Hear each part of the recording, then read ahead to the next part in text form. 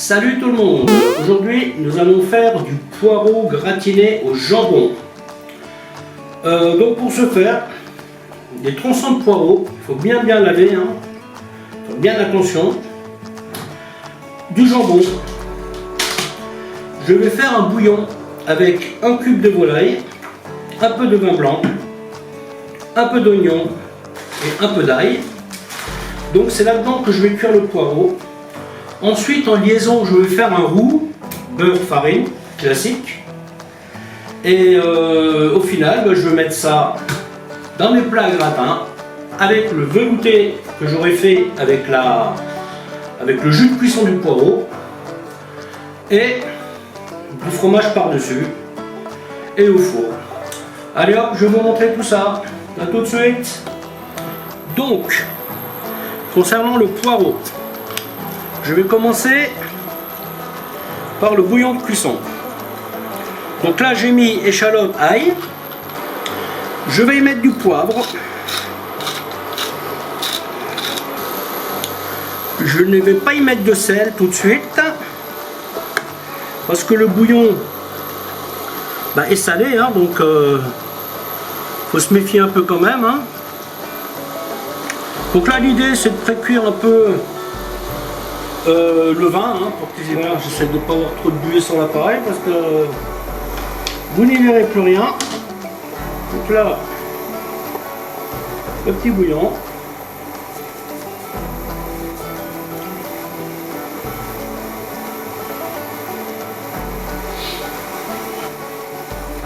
Ensuite le poireau. Ensuite, vous mettez l'eau à hauteur. Ne mettez pas trop de l'eau parce que le poireau va réduire.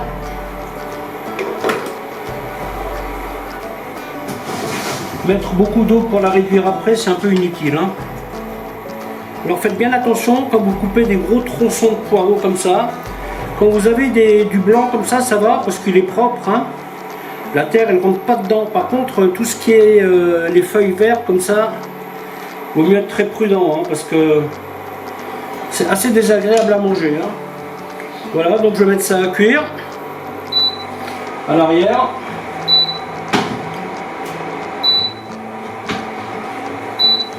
Et pendant ce temps, je vais faire mon roux qui me servira pour lier ma sauce. Bien sûr le beurre, on ne le fait pas cramer de préférence. Ouais, c'est des plats assez faciles à faire. Comme toujours, on se donne la peine de faire bien. Et tout se passera bien. Alors quand vous faites un roux, c'est c'est pour 100 g de farine, vous mettez 100 g de beurre. Bon, moi je triche un peu, je mets toujours un peu plus de farine. Ça fait un truc un petit peu moins gras. Alors dans ce genre de truc, quand vous mettez directement dans la casserole, évitez de verser parce que ça vient pas, et à un moment donné vous avez tout le paquet dans la casserole. Et là pour l'enlever ça va être compliqué. Donc il vaut mieux y aller tranquille. Voilà, et maintenant on fait cuire le roux. Alors pareil, c'est un roux blanc qu'on fait, donc c'est sans coloration. Il faut savoir que du roux vous pouvez en avoir dans votre frigo, ça bougera pas. C'est un truc que j'ai toujours en place. Aujourd'hui, je m'en remets en place d'ailleurs. Là, vous le gardez des semaines. Le seul truc à ne pas faire, c'est les chauffe-froid en fait. Ça, il faut surtout pas faire. Traîner dehors, rentrer, traîner dehors, rentrer. Tout produit frais, c'est quand même déconseillé. Donc là, l'idée, c'est de cuire un petit peu la farine quand même. Et voilà, le roux on va le laisser refroidir.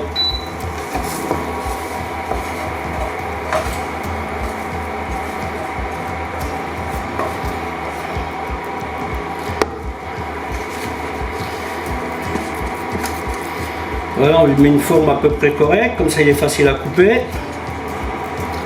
Voilà, et ça je vais mettre au frigo. À toutes. Voilà, donc le poireau est cuit. Je vais le mettre à égoutter. Et on va le laisser refroidir. Pour la suite de l'opération. Donc, pour faciliter la liaison, je vais la transvaser dans cette casserole là.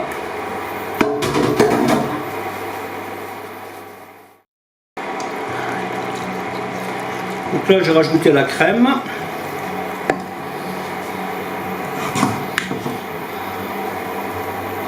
Je vais rajouter ça en sel.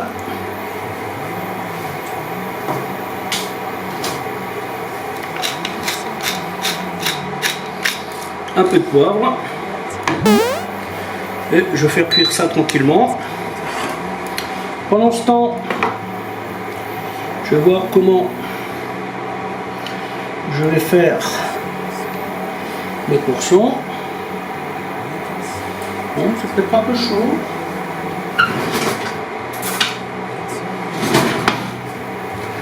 Voilà.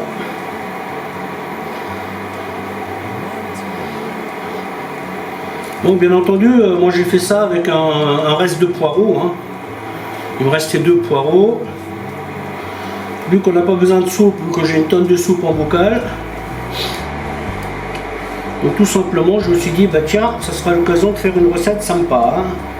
Et quand vous faites ça pour des invités, hein, vous prenez que ça. Hein. Le verre, vous le gardez pour la soupe. Mais comme c'est du poireau quand même, moi je vais tout utiliser. Il n'y a pas de raison. Hein. Pas de gaspillage. Hein. C'est des légumes, ne l'oubliez pas.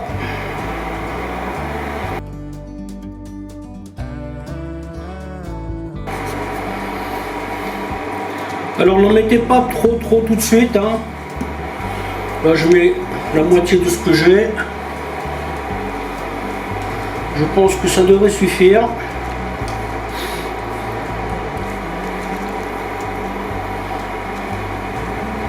L'idée c'est que la sauce elle soit onctueuse. Hein. Après si vous avez mis trop c'est pas dramatique. Hein. Il suffit de rajouter un peu de liquide. Hein. Mais bon, l'idéal c'est quand même de faire... parce que là j'en ai déjà trop. Hein. C'est un peu ça le problème, vous voyez, si vous en faites trop, bah, vous vous retrouvez avec plus que vous pouvez utiliser. Hein.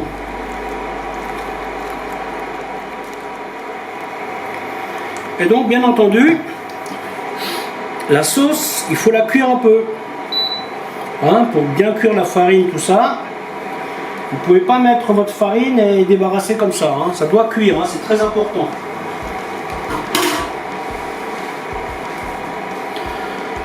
Voilà, donc a priori, je dirais que j'ai la bonne consistance.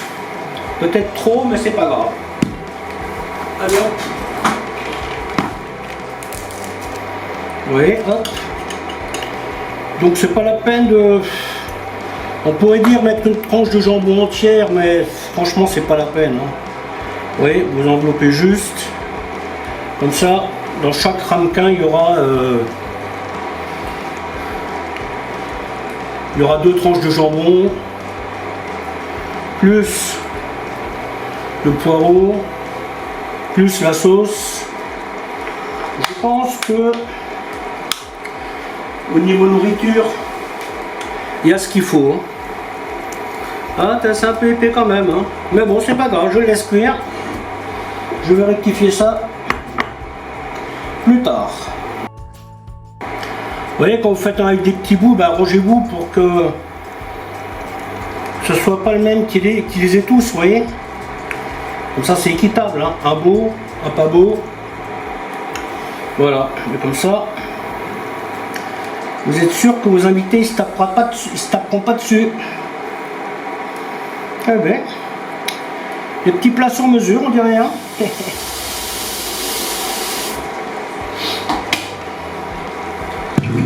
Si vous voyez votre sauce trop épaisse, n'hésitez pas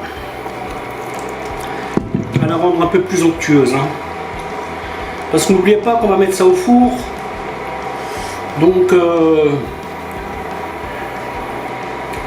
elle va épaissir un peu quand même au four. Hein.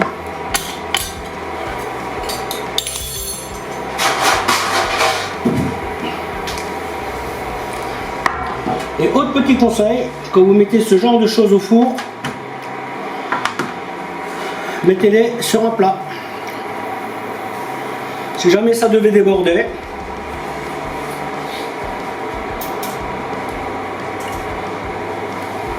ça vous évitera de décaper le four. Voilà, je pense qu'une vingtaine de minutes au four suffiront. Hein.